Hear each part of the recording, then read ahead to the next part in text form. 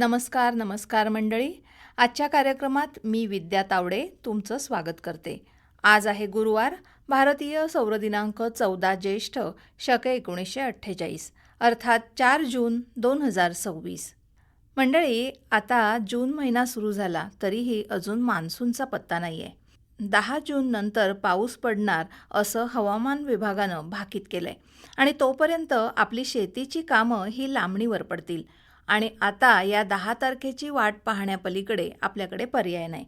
पण जसा पाऊस लांबणीवर जातो तसा उपलब्ध पाण्याचा जो साठा आहे तो अपुरा पडायला लागतो आणि त्यामुळे आपल्यावर वेळ येते ती पाण्याचा काटकसरीने वापर करण्याची.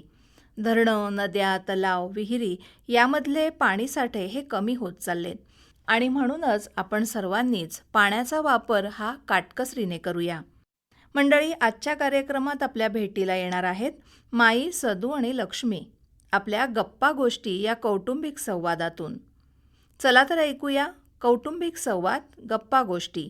याचं लेखन केलंय अमोल पालये यांनी आणि या संवादात सहभागी झाले आहेत मोरेश्वर जोशी, विद्या तावडे आणि रुचा गद्रे. अव माईनू, अव अण्णानू, अव हाव काय घरात? लक्ष्मी, अगं घरात कोण बी नाही आहे. दारा खिडक्या पण बंद आहेत. लाईटी पण दिसत नाही आहेत. अरे देवा, ह्या तिनसांच्या टायमाला अण्णामाई गेली कुठं म्हणायची? लक्ष्मी, अगं दाराला कुलूप पण नाही आहे. बघतेस ना, म्हणजे अण्णा माई घरात लपून तरी बसलेली आहेत, नाहीतर इथंच कुठं तरी बिटकी आंबा गोला करायला गेलेली आहेत. वायत जोरानं कुकारा मार. अव अण्णानू, माईनू, आले आले ग लक्ष्मी, आले आले. अव आहेत, आहेत आहेत म्हणायला आई पाहिजे. आहेत घरात. बघितलंस, मी सांगितलं होतं की नाही, जल्ला तिनसांचा टाईम आणि लाईटी कशा बंद केलेल्या. अव वारं किती सुटलंय बघा. एखादं शिरडं वायरीवर पडलं असल आणि लाईट गेली असल. नाही ग लक्ष्मी, लाईट वगैरे काही गेली नाहीये. आहे लाईट. या या आधी आत या, पटकन या आणि बंद करा आधी दार. बसा बघू. अगे बाय माईनू, बाहेर वाघ बी आलाय की काय? होय. दरवाजा बंद केला होता. नाही ग, अगं दारं खिडक्या उघडल्या की ही पावसाळी पाखरं घरात घुसतात आणि मग त्यांचे पंख गळून गेले की त्याचे किडे होतात आणि मग ते घरभर फिरतात. अहो माईनू, एवढंच ना. अहो या नेहमीच आहे. पर माईनू, तुम्ही काय पर म्हणा, पाखरं आली म्हणून आमच्या मनाला आशेचं पाक तरी फुटलं. होय ना, होय होय माई. अहो पाखरा आली म्हणजे पाऊस जवळ आला. हो हो लक्ष्मी, सदोबा, अरे तुमचं खरं आहे. नाही तर काय माईनू, डोक्यावर आग पडते आहे नुसती. जीव बघा सोकावून जातो नुसता. हो ग, झाडामाडांच्या कोकणात ही परिस्थिती, मग देशावर काय असेल. बरं, हे घ्या आधी पाणी प्या, मग बरं वाटेल तुम्हाला. हा, द्या बरं बघू. वाटलं हा माईनू. वैशाख सरून ज्येष्ठ लागला, रोहिणी रिगल्या. बावडीला पाणी आहे तुमच्या अजून? अरे पिण्यापुरतं, गाई गुरांपुरतं आहे रे. पण नारळी पोफळीचे हाल होत आहेत रे. झाडांना पाणी मिळणं कठीण झालंय. आधीच नारळ उत्पादन खालावलंय, त्यात पाणी मिळत नसल्यानं झावळ्या खाली झुकल्या. खरंच आता ना लवकर पाऊस पडायला हवा. माईनू, मी पावसाचा सांगावा घेऊन आलेली आहे बघा. अरे वा, पावसाचा सांगावा आणि तू आणलास? हं, मग सांग की. माझं मन तरी अगदी चातकासारखं पावसाचा थेंब झेलायला आतुर झालंय बघ. अहो माईनू, सकली मी काय बघतलं ठाव आहे काय? काय बघितलंस? अहो शेवरीच्या शेंड्यावर कावला घरट बांधित होता. वा, माईनू, कावला घरटं बांधतो म्हणजे पावसानं निरोप धाडलेला आहे आणि कावला घरटं बांधायला लागलेला आहे. काय समजली? अरे हो, हा सांगावा मला सुद्धा मुंग्यांनी दिलाय बघ. हा, आमच्या मागच्या पडवीत की नाही पंखवाल्या मुंग्यांची ही मोठी रांग लागली. याच मुंग्या बघून माझी आजी पावसाचा अंदाज बांधायची. खरंय माईनू. अहो पावसा पक्षी वरडायला लागलेला आहे. कावल्यानं घरटं बांधायला घेतलेलं आहे. पाकवाल्या मुंगऱ्या बाहेर पडलेल्या आहेत. खाडीतल्या पायनाला करंट मारायला लागलेला आहे. म्हणजे ह्या सगळ्या कशाच्या गोष्टी आहेत. आणि पाण्यातला मासा टुनटुन उड्या मारायला लागलेला आहे. माईनो वाईज धीर धरा. ता बघा पाऊस येतोय बघा. लक्ष्मी आणि सधू, हम्म. अहो रे, पावसाचा छान निरोप दिलात हा तुम्ही. हा मग अहो पाऊस कधी येणार हो, आधीपासूनच शेतकऱ्याला हा निसर्ग सांगित आलेला आहे. तुमचा मेघदूत आप्पा आता पावसाचा अंदाज सांगायला लागलाय. कोण कोण कोण म्हणालीस? अहो तो मेघदूत आप्पा मोबाईलवरचा. अहो त्याच्यावर नाही काय, घरात बसून शेतकऱ्याला हवामानाची माहिती मिळते. पाऊस कधी पडणार, किती पडणार तर कळतं. मोबाईलवर मेसेज येतात ना व. हां हां, अगं मेघदूत ॲप ते. हा तच व माई तर ऍप पेक्षा तर आप्पा नाव आहे ना तर लय पटीन झॅक वाटतं बघा. होय ना. अगदी म्हणून आम्ही खरंय. त्याला आप्पा म्हणतो. बर बर. शेतकऱ्यांना घर बसल्या हवामानाचा अंदाज मिळावा आणि त्यानुसार पिकांचं नियोजन करता यावं आणि पिकाचं नुकसान टाळता यावं म्हणून हवामान विभागानं आणि भारतीय उष्णप्रदेशीय हवामान विज्ञान संस्थेनं हे मेघदूत ॲप विकसित केलंय. म्हणजे मोबाईल घेऊन शेतीच्या बांधावर बसलं तरी पावसाची माहिती हाताशी लागते म्हणतात. अगदी खरं. अगं त्या जिल्ह्यानुसार पावसाची माहिती या ॲपवर मिळते. त्यामुळे शेतकऱ्याला अगदी मोठी मदत होते बघ. होय होय अगदी बरोबर बोलला माहिनू. बाहेर वारा पण सुटलेला आहे आणि अण्णा दिसत नाही आहेत. अण्णा खय बिटकी खाली आंब गोला करायला गेलं आहेत की काय. तुझे अण्णा आणि आंबे गोळा करणार आणि खाणार कोणते? अरे उद्या पर्यावरण दिन नव्हे का? हा तेव्हा तुझे अण्णा गेलेत नियोजन बैठकीला. येतील आता इतक्यात. वय वय माईनू, उद्यापासनं गावात झाडा लावायची मोहीम सुरू होणार आहे ना व. बरोबर. पण झालंय कसं, उद्या जरी पर्यावरण दिन असला ना तरी अजून पाऊस सुरू झालेला नाहीये. मग रखरखत्या उन्हात झाडं लावून उपयोग काय? म्हणून या वृक्ष लागवड मोहिमेचं नियोजन व्हायला हवं.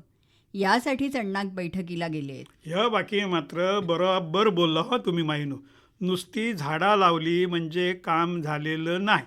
प्रत्येक झाडाची जबाबदारी घ्यायला हवी तरच उपयोग आहे सगळ्याचा. वय वय, नाही तर होतं काय, सकली लावलेली झाडं संध्याकाळी गुरांच्या तोंडात गावतात आणि त्याच्यामुळे नुसतं झाड लावून उपयोग नाही. खयचं झाड खयच्या जागेवर लावायचं, त्याची निगा कशी राखायची आहे आणि त्याच्या पाण्याची व्यवस्था कशी करायची, बघा केवढं मोठं वाक्य बोलली. ह्याची आधी व्यवस्था व्हायला हवी. अगदी करेक्ट बोललीस लक्ष्मी. यालाच म्हणतात वृक्ष लागवडीचं नियोजन. ते झालं तर वृक्ष लागवडीची मोहीम यशस्वी ठरेल. नाहीतर होईल काय, झाडं लावणारे झाडं लावतील, फोटो काढणारे फोटो काढतील आणि निघून जातील. आणि झाड बिचार उन्हातानात उभं राहून मरून जाईल. अगदी बरोबर. आज परिस्थिती अशी आहे की अनेक उपयोगी झाडं अक्षरशः नामशेष होत चाललेली आहेत. तुला आठवत असेल, आपण बघ लहानपणी रिंगीच्या बियांनी कपडे धुवायचो, आठवतंय का? होय तर. पण आता रिंगीचं झाड कुठं पाहायला तरी मिळतंय का? शा, अहो माईनू, आता रिंगणीची झाडं खैर हालीतच नाहीत आणि कोण लावीत पण नाही. अहो तुम्हाला ठाव असेल, पहिल्यान गावात लग्न म्हटलं की आधी वडाच्या झाडाच्या पत्रावली लावायला घ्यायच्या. त्याच्यासाठी गावातल्या वडावर जायचं, पानं तोडायची आणि त्याच्या पत्रावली लावायच्या. अहो आता गावात वडच नाही राहिलेला. एकच आहे पण ता पण वड पौर्णिमेचा आणि ता देवाचा म्हणून त्याच्यावर चढता येत नाही. त्याच्यामुळं माहिनू आता लग्नात प्लास्टिकच्या पत्रावली आणायची वेळ आलेली आहे बघा. अरे तेच ना, माणूस शिकला, पण शिकला म्हणजे काय तर फक्त घोकमपट्टी.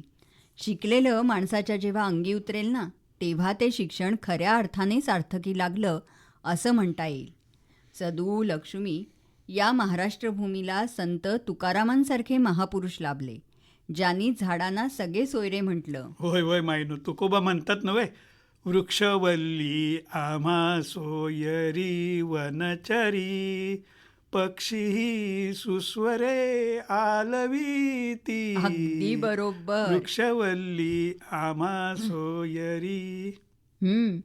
सदू, या भूमीला छत्रपती शिवरायांसारखा राजा लाभला की ज्याने रयतेतील वृक्षसंपदेचं जतन व्हावं म्हणून खास आज्ञापत्र काढलं. आणि आपण काय करतोय तर बेसुमार अशी वृक्षतोड. खरं आहे माईनू, आणि वृक्षतोडीचं ह्या सगळं दुष्परिणाम भोगायला लागतात आहेत. अव असं रणरणत ऊन कधी पडत होतं काय? आणि पडलं तरी त्याचा ताप कधी भोगायला लागला नव्हता. पहिल्यान रस्त्याच्या पानलीच्या कडेला वड होता, पिंपल होता, त्याच्या पाय रस्त्याला थंडावा होता. पण माईनू, आता रस्ताच डांबराचा झाला आणि माणूस डांबरट झाला बघा. काय बोलली बाकी. आणि त्यानं पानलीचा रस्ता केला, पानलीची झाडा तोडलान आणि सिमेंटचा रस्ता बनवला. आता रस्ता आगीसारखा तापतो. काय करूयाचं बोला. म्हणूनच लक्ष्मी, हा पर्यावरण दिन ना प्रत्येकानं गांभीर्यानं घेण्याची गरज आता निर्माण झाली हां. दरवर्षी वाढत जाणाऱ्या तापमान वाढीला कारण काय? तर वृक्षतोड. वृक्षतोड थांबवणं इथेच हा विषय संपत नाही हां. म्हणजे वृक्षतोड थांबायला हवीच, पण त्यासोबत नवी वृक्ष लागवड देखील व्हायला हवी. हा पर्यावरण दिन प्रत्येकानं गांभीर्यानं घेण्याची गरज आता निर्माण झाली आहे. दरवर्षी वाढत जाणाऱ्या तापमान वाढीला कारण काय? तर वृक्षतोड. वृक्षतोड थांबवणं इथेच हा विषय संपत नाही हां. म्हणजे वृक्षतोड थांबवायला हवीच, पण त्यासोबत नवी वृक्ष लागवड देखील व्हायला हवी. बरोबर आहे माईनू तुमचं म्हणणं. अहो काय वर्षाआधी फयान आलं होतं बघा. फयान वादळ ना? बाप रे! अरे अख्खी कोकण किनारपट्टी हादरली होती. अहो त्या फयान वादलाचीच गोष्ट सांगतोय मी. हां. हा सोसाट्याचा वारा सुटला होता, झाडामाडा पिलवटली होती, समुद्राच्या लाटा उचलत होत्या, किनाऱ्याकडं पाणी भरत होतं, तांडव चालू होतं. पर माईनू, आमच्या गावाचं वादल काय पर वाकडं करू शकलेलं नाही. खरंच? ते कसं काय?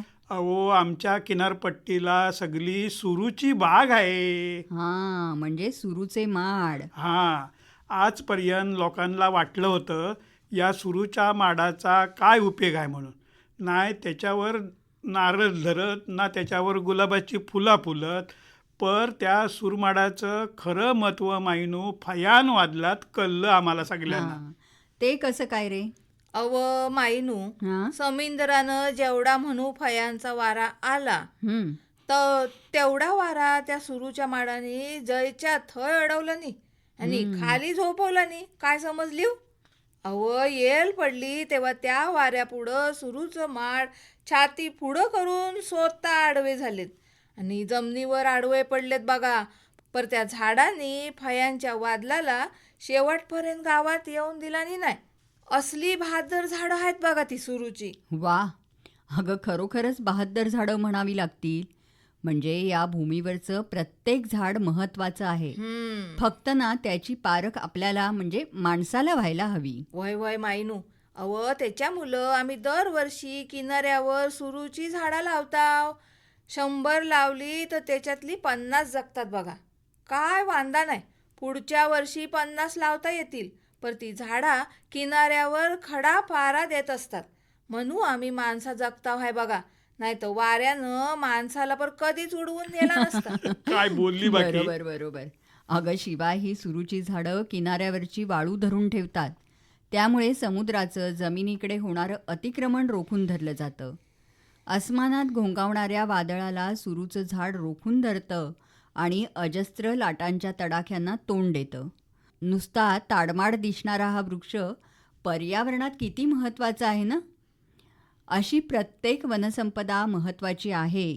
तिचं महत्त्व ओळखून माणसानं पर्यावरणाचं रक्षण करायला हवं. अगदी लाखातलं एक वाक्य बोललो हा माईनू. ह्या खरं आहे माईनू. हं? समुद्रावरनं आटव पडली. कसली ग? अहो बघा, कोरड्याची पंचायत झाली आहे व सोमवारपासनं बोटी समुद्रात जायच्या नाही आहेत, अरे बंद देवा. झालेल्या आहेत आणि बाजारात मासं यायचे पण बंद झालं. आता रोजचा भाजीपाला उकडल्याशिवाय पर्याय नाही राहिलेला. वय वय मायनू, म्हणजे लक्ष्मी म्हणते ते खरं आहे. आता 3 महिने तरी माशाचं नाव घ्याया नको. हो सदू. अरे सरकारी नियमानुसार 61 दिवस ही मासेमारी चालणार, म्हणजे ऑगस्ट महिन्यापर्यंत. होय माई. अहो पहिलं पाऊस पडलं आणि नदीत व्हालात पर्यात चढणीचा मासा असा चढल की बघित राहावं. पाण्याच्या पाटात शेतात सगळीकडं मासंच मासं. चढणीच्या कुर्ल्या पोटाशी पोरा घेऊन जिकडं तिकडं आता दिसू लागती. अगदी खरं आहे. हे चढणीचे मासे, खेकडे पहिल्या पावसात समुद्रातून खाड्यांकडे अक्षरशः मुसंड्या मारत येतात. इथल्या दाट कांदळवनात ही मासळी शिरते आणि तिथे अंडी घालते आणि त्यातून या विशाल समुद्रात नव्या मासळीची भर पडते बघ. पण माईनू, हा, मला एक प्रश्न पडलाय बघा. कुठला? आता हा एवढा मोठा समुंदर आपण मोजू पण शकत नाही. त्याच्यात कचऱ्यान मासं असणार. मग मी म्हणता समुंदरातली मासेमारी बंदी घाली कशी हवी? मायनू, लक्ष्मी म्हणते ना, ता प्रश्न मला पण पडलेला आहे. एवढ्या मोठ्या समुद्रातनं सोपून सोपून मासं किती सोपणार हो? नाही लक्ष्मी आणि सदू, हा समुद्र अथांग आहे, बरोबर आहे, पण असं नाही की त्यात मासळीचा साठा अमर्याद पसरलेला आहे. अगे बाय, म्हणजे जास्ती खोलात नुसतं पाणीच आहे की काय? तसं नव्हे लक्ष्मी. अगं, समुद्रात मासळी आहे, पण ती किनारी भागात म्हणजे सुमारे 40 वाव खोलीपर्यंतच अधिक असते. पुढे खोल महासागरात आहेत ते महाकाय मासे आणि असंख्य समुद्री जीव. असं आहे वय. म्हणजे आता माईने माहिती सांगितल्यामुळे आमच्या ज्ञानात भर पडली. एवढंच नाही हा, तर या 40 वाव मर्यादित क्षेत्रात मोठ्या संख्येने मासेमारी नौका मासेमारी करू लागल्या की मग स्पर्धा सुरू होते. आणि स्पर्धा सुरू झाली की समुद्रातला मासा टिकणार कसा? आणि टिकलाच नाही तर मग नवीन मासा निर्माण होणार कसा? आणि म्हणून नवीन मासे निर्माण होण्यासाठी, त्यांचं संरक्षण होण्यासाठी ही मासेमारी बंदी लावली जाते. आलं का लक्षात? माईनू, पटलं. आमचे तांडूळ बंधू आहेत ना व, तो परवा सांगित होतत यंदाचा हंगाम लय वाईट गेला म्हणित होते. काय नाही म्हणता हाताशी गावला. बोटी न्यायच्या, त्याच्यात त्याल वाटायचं आणि जाली टाकल्यावर जाल्यात काय गावतं? तो जेली फिश आणि कचरा. समुद्रात मासाच नाही. होय माई. सारखी सारखी ही वादला येतात, त्याच्या पाय सगळा मासा पळून जातो आणि मच्छीमारांच्या हातात काय गावतच नाही. अगदी खरं आहे तुमचं. मासेमारीतलं हे संकट आणखीन गंभीर होण्यापासून रोखायचं असेल ना, तर ही मासेमारी बंदी अगदी कसोशीनं पाळायला हवी. नव्या मासळीची अंडी सुरक्षित राहायला हवी असतील तर किनारपट्टीवरची कांदळवनं वाढवायला हवीत, ती घनदाट व्हायला हवीत आणि नवी लागवड करायला हवी. म्हणजे माईनू, ही तर पर्यावरणाचा झाडं लावायचा विषय आला. अगं, येणारच लक्ष्मी. हा निसर्ग आणि माणूस या एकाच नाण्याच्या 2 बाजू आहेत ग. त्यापासून कोणीही कधीही अलग होऊ शकत नाही. आणि तसं केल्यास मानवजातीलाच ते धोक्याचं ठरेल ना. अगदी खरं आहे मायनू. ती लाईटी लावून पण काहीशी मासेमारी करतात नव्हे. हो रे सदू. या बंदी काळात काही मच्छीमारांकडून गैरमार्गाने मच्छीमारी केली जाते. LED दिवे लावून बेसुमार मासळी काढली जाते. शिवाय पर्सनेट म्हणजे अतिशय घट्ट आकाराच्या जाळ्यांनी मासेमारी करून नवीन जन्मलेली मासळीही पकडली जाते. ही छोटी मासळी मोठी होण्याआधीच पकडली गेल्याने मत्स्योत्पादन कमालीचं घट्ट आणि भविष्यात मासळी दुष्काळासारखी परिस्थिती उद्भवू शकते. यासाठी मासेमारी बंदीचं कसोशीनं पालन व्हायला हवं. आणि ते झालं तरच हे कोकण, हा महाराष्ट्र मासळीच्या उत्पादनात कायम अग्रेसर राहील. वय माई, अगदी खरं आहे बघा. माईनू, बाहेर वारा लय सुटलाय. होय, पाखरा पिंगा घालायला लागलेली आहेत. मला वाटतं पाऊस येणार आहे आणि आम्ही छत्री पण आणलेली नाही आहे. तर पाऊस याआधी आम्हाला घरला जाया हवं. अगो लक्ष्मी, माईंना तर मेन तर विचारायचंच राहिलं ना. अगे बाय, ज्याच्यासाठी आली होती तर तर म्हटलं कामच मी. राहिलं बघा. पाऊस आला, पेरण्या करायच्या आहेत ना. बियाणे आणली की नाही? माईनू, हां, गेल्या टायमाला आमच्या गावातल्या लोकांची फसगत झाली हो. बियाणी पेरल्याने पर नीट रुजूनच आलेली नाही. त्याच्यामुळं परत पेरा करायला लागला. पैसा वाया गेला तो गेलाच आणि त्याच्याबरोबर कष्ट पण वाया गेले. त्याच्यामुळे या टायमाला आम्ही सावधगिरी बाळगलेली आहे. म्हणून आम्ही आज तुमचा सल्ला घ्यायला आलेली आहोत. हे छान केलं हा. म्हणजे शेतकऱ्यांनी मरमर मरायचं, राब राबायचं आणि बियाण्यावर विश्वास ठेवून ते पेरायचं आणि ते बियाणं रुजतच नाही. अशी वेळ ना बऱ्याच शेतकऱ्यांवर येते आणि त्यांना पश्चात्तापाची वेळ येते. पश्चाताप म्हणजे काय? माणूस रडकुलनीला येतो. पैसा जातो पर सगळी मेहनत वाया जाते. त्याचं लय वाईट वाटतं बघा. जल्ली सगळी खोट्याची दुनिया झाली आहे व कशावर म्हणून डोलं झाकून विश्वास ठेवायचे दिवस राहिलेले नाहीत माईनू. लक्ष्मी, अगं हे मात्र खरं आहे हं. म्हणजे बाजारात कोणत्याही गोष्टीवर कधीही डोळे झाकून विश्वास ठेवूच नये. अशानं काय होतं, बाजारात या पावसाळ्याच्या तोंडावर फसवणूक करणारे एजंट, बनावट कंपन्या आणि अप्रमाणित बियाणे विकणारे सक्रिय होतात आणि भोळ्या भाबड्या शेतकऱ्यांची फसवणूक होते. अगदी खरं आहे मायनू तुमचं म्हणणं. हां, म्हणून काय आहे ना, बियाणं खरेदी करताना त्याची सगळ्यात पहिल्यांदा सर्व माहिती घ्यायला हवी. प्रत्येक बियाण्याच्या पिशवीवर टॅग असतो, प्रमाणपत्र क्रमांक असतो, पॅकिंगची तारीख असते, उपयुक्ततेचा कालावधी असतो आणि उत्पादन कंपनीची माहितीही दिलेली असते. हां, ही सारी माहिती बियाणं घेताना आपण काळजीपूर्वक पाहायला हवी. बराबर बराबर माईनू. बघा अव लक्षात ठेवा ह्या काय होय, होय, tag तर मी म्हणतावाय, सगळं कान देऊन प्रमाणपत्र ऐकतोय मी हाय, सगळं. तर हाय. पॅकिंगची तारीख आहे तर सगळं नीट बघून घ्यावा. आणि दुसरं म्हणजे बियाणं खरेदी करताना बिल घ्यायचं हं. आणि ते सुरक्षित सुद्धा ठेवायचं. म्हणजे भविष्यात जर बियाण्यामुळे नुकसान झालं किंवा फसवणूक झाली तर याच बिलाच्या आधारे तक्रार दाखल करता येते. या मात्र बराबर सांगितलं हो मायनू तुम्ही आम्हाला. पर माईनू हं? सरकारची दुकानं असतील ना व बियाण्यांची. आहेत ना. शेतकऱ्यांनी बियाणी खरेदी करताना ती शासनमान्य नोंदणीकृत दुकानातूनच घ्यायला हवीत. आता शासनमान्य दुकानं कोणती आहेत याची यादी सरकारनं कृषी विभागाच्या वेबसाईटवर टाकलेली असते. हां, होय काय. म्हणजे ती यादी आधी पाहायला हवी. पण होतं कसं, अनधिकृत विक्रेते स्वस्तात बियाणं देण्याचं आमिष दाखवतात आणि मग काय होतं, शेतकऱ्यांची ना तिथंच फसवणूक होते.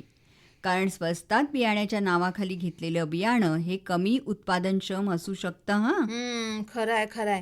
4 पैसे अधिकच गेलं तरी चालतील पर धोका पत्कराया नको. आता कसं बोललीस? मायनू मी पण तच सांगणार होतो. आता इकडचा तिकडचा रस्ताच नको मुली आम्हाला. डायरेक्ट सरकारच्या कृषी केंद्रात जायचं आणि बियाणं घ्यायचं. हे आता नक्की झालं. वय वय माईनू. आधी आम्ही चौकशी करून येताव आणि त्याच्यावर खयच्या शेतात खयचं म्हान की लहान बियाणं पेरयाचं तर विचार करताव आणि मगच बियाणं खरेदी करताव. उत्तम. मला वाटतं गावातल्या सर्वच शेतकऱ्यांनी अशीच सावधगिरी बाळगायला हवी. ती कामं आम्ही बराबर करताव मायनू. उद्या संध्याकाळी गावाची मीटिंग आहे ना व, हां. त्याच्यात कोणाला कोणाला बियाणं हवी आहेत त्याची आम्ही यादी काढताव आणि नीट माहिती देताव. म्हणजे कोणची पण फसवणूक तरी होणार नाही. वा वा सदू.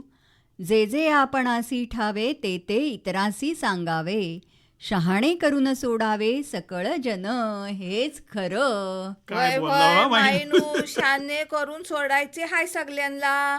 आता आम्ही येताव. हो हो, सावकाश या. होय होय होय, चला चला, पाऊस यायच्या अगोदर घर गाठायला हवाय.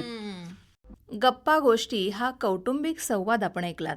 याचं लेखन केलं होतं अमोल पालये यांनी आणि यामध्ये सहभागी झाले होते मोरेश्वर जोशी, विद्या तावडे आणि रुचा गद्रे. मंडळी, याबरोबरच आजचा आपला आमचं घर आमचं शेत हा कार्यक्रम संपला. नमस्कार.